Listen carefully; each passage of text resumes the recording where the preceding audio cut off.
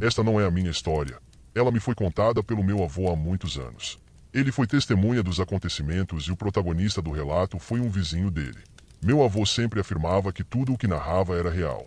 Vejam, tudo aconteceu na sua cidadezinha, quando eu ainda era muito pequeno e as estradas não eram pavimentadas como hoje. Naquela época, a maioria das casas era feita de adobe, uma mistura de terra e pinho seco, embora algumas, como a do vizinho, já estivessem em processo de construção com tijolos. Era um lugar muito tranquilo, mas repleto de lendas, aquelas que passam de geração em geração, histórias de coisas estranhas que as pessoas juravam ter visto e que, com o tempo, se tornaram parte do cotidiano. Todo ano, sem falta, um circo chegava à cidade. Não era um circo grande nem espetacular, pelo contrário, era pequeno e simples, mas sua chegada sempre enchia todos de emoção. O espetáculo contava com traga-fogos, acrobatas e um número especial em que vários palhaços atravessavam uma corda bamba sem qualquer rede de segurança. No entanto, algo naquele circo inquietava os moradores. Não era o espetáculo em si, mas os próprios palhaços. Eles não se vestiam como os palhaços comuns de outros circos. Seus trajes eram estranhos, de aparência antiga, com gola pontiaguda e um ar teatral completamente diferente do que as pessoas estavam acostumadas a ver. O mais perturbador de tudo era que eles jamais falavam, nem no palco, nem fora dele. Moviam-se com uma precisão quase ensaiada, enquanto os outros artistas se misturavam com a população, comiam nos barracas ou conversavam com os curiosos. Os palhaços nunca eram vistos fora do circo. Subiam em sua van para suas apresentações, logo após, desapareciam sob a lona. Ninguém os via em qualquer outro contexto. Com o tempo, começaram as especulações. Alguns diziam que aqueles não eram seres humanos comuns, que havia algo muito estranho neles. Mas, como costuma acontecer com histórias envoltas em mistério, ninguém tinha provas, eram apenas rumores, até que alguém resolveu pô-los à prova. O vizinho do meu avô, um homem de forte caráter, mas com uma curiosidade insaciável, ouviu um rumor perturbador. Uma lenda dizia que, se alguém rezasse o Pai Nosso enquanto os palhaços se apresentavam, algo terrível aconteceria. Não sei se ele o fez por simples curiosidade ou por uma intenção mais sombria, mas, numa certa tarde, decidiu arriscar. Sentou-se entre o público, esperando o momento certo. Quando um dos palhaços subiu na corda bamba e começou seu ato, o vizinho fechou os olhos e começou a murmurar a oração. Ninguém reparou no que ele estava fazendo, mas, assim que pronunciou a última palavra, o palhaço perdeu o equilíbrio e caiu. O impacto contra o chão ressoou por todo o circo por alguns segundos. O público ficou em silêncio, achando que tudo fazia parte do espetáculo, até que um poço de sangue começou a se espalhar sobre o corpo do artista e algumas crianças começaram a chorar. O palhaço convulsionou por um instante, em seguida, ficou imóvel. Não havia médicos na cidade, e a única forma de acionar socorro era pela prefeitura. Os bombeiros chegaram uma hora depois, mas já era tarde, o palhaço estava morto. No meio do caos, um dos outros palhaços se aproximou do vizinho, colocou a mão em seu ombro e com uma voz profunda, quase inumana, mas carregada de tristeza e condenação, disse: "Amigo, nós não estávamos fazendo nada. Por que nos fez isso?" O vizinho sentiu como se faltasse o ar. Levantou-se apressado e saiu correndo do circo, com o medo percorrendo sua espinha. A partir daquela noite, sua vida mudou por completo. Uma semana depois, quando ele já tentava esquecer o ocorrido, os palhaços foram procurá-lo. Não usavam maquiagem nem os trajes habituais. Era a primeira vez que alguém os via daquela forma. Eram 3 homens com expressões sérias e um ar pesado que parecia envolvê-los. Não disseram muito, apenas manifestaram tristeza pela morte de seu colega. Sem saber como reagir, o vizinho ofereceu toda a ajuda que pudesse, e eles simplesmente lhe pediram que comprasse uma garrafa de água ardente. Ele aceitou, inclusive, emprestou copos e bancos. Os palhaços esquentaram o álcool lentamente, distribuindo um pouco em cada copo, mas não beberam sequer uma gota, apenas o encaram. Um deles insistiu para que ele passasse a beber com eles. Sem entender bem o porquê, o vizinho concordou. Assim que tomou o primeiro gole, os palhaços se levantaram sem pronunciar uma palavra e foram embora. Mais tarde, naquela mesma noite, sua esposa o encontrou no chão da oficina, contorcendo-se e gritando como se algo invisível o estivesse atacando. Quando ela tentou falar com ele, ele pareceu reagir, mas logo voltou a desmaiar. Ao acordar, já entrada a madrugada, ele contou o que tinha visto. Um grupo de homens encapuzados, trajando túnicas feitas de peles de animais, havia aparecido na oficina antes de fechar. Eles se lançaram sobre ele, o agarraram com mãos frias e tentaram arrastá-lo para fora. Ele lutou com todas as suas forças, caiu no chão e gritou: Mas os homens continuaram ali, tocando e sussurrando em seu ouvido. Quando despertou, sua pele estava gelada e encharcada de suor. Desde aquela noite, sua vida se transformou num verdadeiro inferno. Sombras o perseguiam. Ele via coisas inexplicáveis, bonecos vestidos com os mesmos tecidos estranhos usados pelos palhaços, que, mesmo parecendo de pano, corriam por toda a casa. Atrás dele, escutava vozes, passos no teto e batidas nas paredes. Até que, certa noite, ele jurou ter visto um desses bonecos na cama de seu filho, encoberto pelas cobertas, rindo e imitando-o.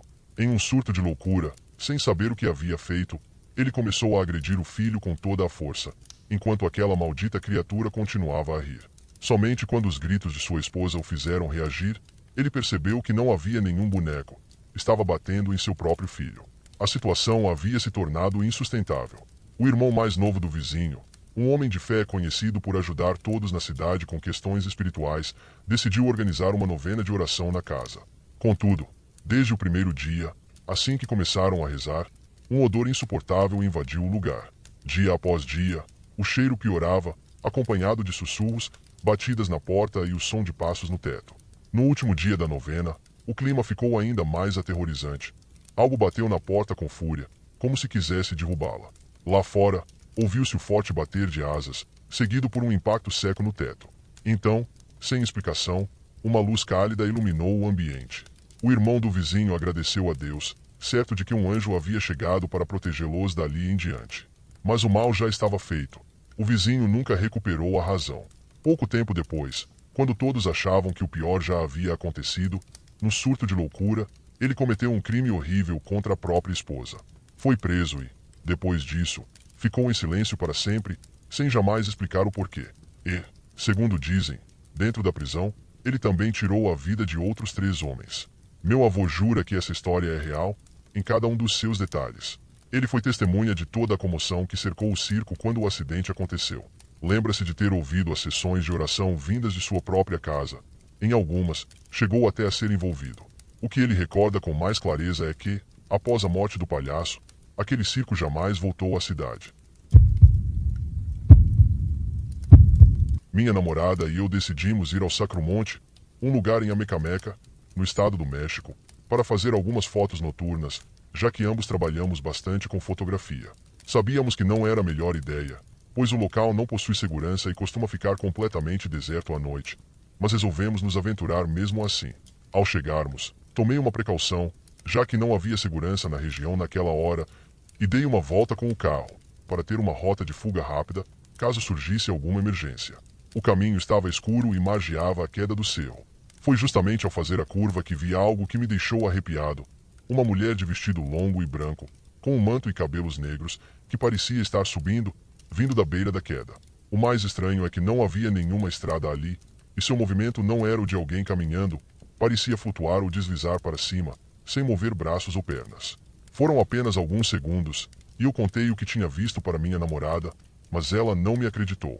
Dissera que talvez eu tivesse confundido com o reflexo dela enquanto procurava o batom na bolsa. Sei que parece totalmente ilógico, mas em momentos como aquele, o cérebro busca qualquer explicação lógica para amenizar o susto. Ficamos no carro por um tempo conversando sobre o que acabará de acontecer. Eu não conseguia tirar aquilo da cabeça. Ali, só estávamos nós dois e o silêncio reinava. De repente, apareceu um senhor que estava se exercitando. Ele trotava. Caminhou atrás do nosso carro e, depois, seguiu descendo o cerro, deixando-nos, mais uma vez, completamente sós. Enquanto ainda discutíamos os ângulos e as composições para as fotos, algo estranho aconteceu com o carro. O motor continuava ligado, o rádio estava desligado e começamos a ouvir um murmúrio. No começo, era bem suave, mas depois se transformou num canto. Não conseguíamos entender as palavras. Olhamos pelos retrovisores, mas não havia ninguém. Entretanto, os murmúrios e o canto iam ficando cada vez mais intensos. Minha namorada, Queen, que no início estava empolgada com as fotos, só conseguiu dizer: "Já não quero tirar nada. Vamos embora, por favor." Então, acendi as luzes altas do carro, dei partida e acelerei o máximo que pude, mesmo com o caminho cheio de pedras. Enquanto descíamos o cerro, ficamos em silêncio, tentando assimilar tudo o que havia acontecido. Não sou facilmente influenciado, mas minha namorada também ouviu aqueles cantos junto comigo. Tudo começou há 6 anos. Naquela época, minha mãe costumava sair da cidade com frequência, viajando para Los Cabos, Hermosillo e outros lugares por questões de trabalho. Às vezes, ficava fora por dias, outras vezes até por uma semana, sempre nos deixando aos cuidados de sua amiga Sara. Um dia, quando minha mãe voltou de uma de suas muitas viagens, notamos que ela estava muito estranha. Mamãe parecia cansada, abatida, como se algo estivesse drenando sua energia. Sempre tinha sido uma mulher ativa, então foi muito estranho vê-la assim. Quando finalmente perguntamos o que estava acontecendo, sua resposta nos deixou gelados. Minha mãe nunca acreditou no paranormal. Sempre buscava explicações científicas e lógicas para tudo. Por isso, o que nos disse foi ainda mais surpreendente. Ela contou que havia ido visitar seu namorado, com quem rompeu algum tempo depois. Nunca nos revelou no que esse homem trabalhava, mas nos confessou que ele tinha um santero, ou melhor, um padrinho, como são conhecidos no México os guias espirituais. Mamãe nos contou que, um dia, ele a levou para conhecer esse padrinho, que fez nela uma espécie de limpeza espiritual. Quando chegou ao local, achou estranho o fato de que, em vez dos típicos santos, como a Santa Morte, São Judas e outros, o lugar estava cheio de bonecas estranhas. Disseram-lhe que eram da Colômbia. Entre todas aquelas bonecas, uma em especial chamou sua atenção. Ela vestia um vestido branco, tinha uma cabeça enorme e o cabelo completamente preto. Mas o mais estranho era que seus fios pareciam feitos de rabiscos, como se uma criança os tivesse desenhado. Mamãe a tocou. E, nesse momento, o padrinho advertiu que ela havia cometido um erro terrível. Disse que algo maligno iria atormentá-la, pois nem mesmo ele tinha o poder suficiente para tocar aquelas bonecas. Naquele momento, minha mãe não pensou muito no assunto. Mas, quando nos mostrou uma foto da boneca, sentimos um calafrio. Ela parecia saída de um filme de terror. 2 dias depois, minha mãe começou a agir de forma ainda mais estranha. Ficava absorta olhando fixamente para um canto do quarto.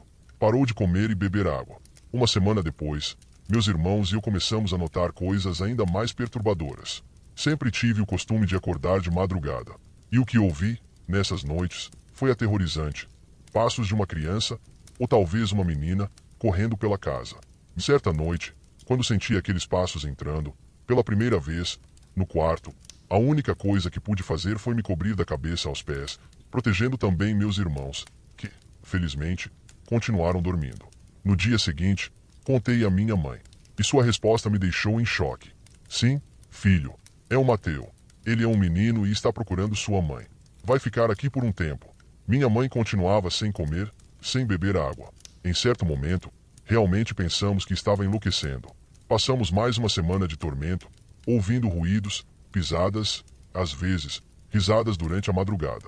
Até que, de repente, sem explicação, minha mãe reagiu. Isso não pode estar acontecendo.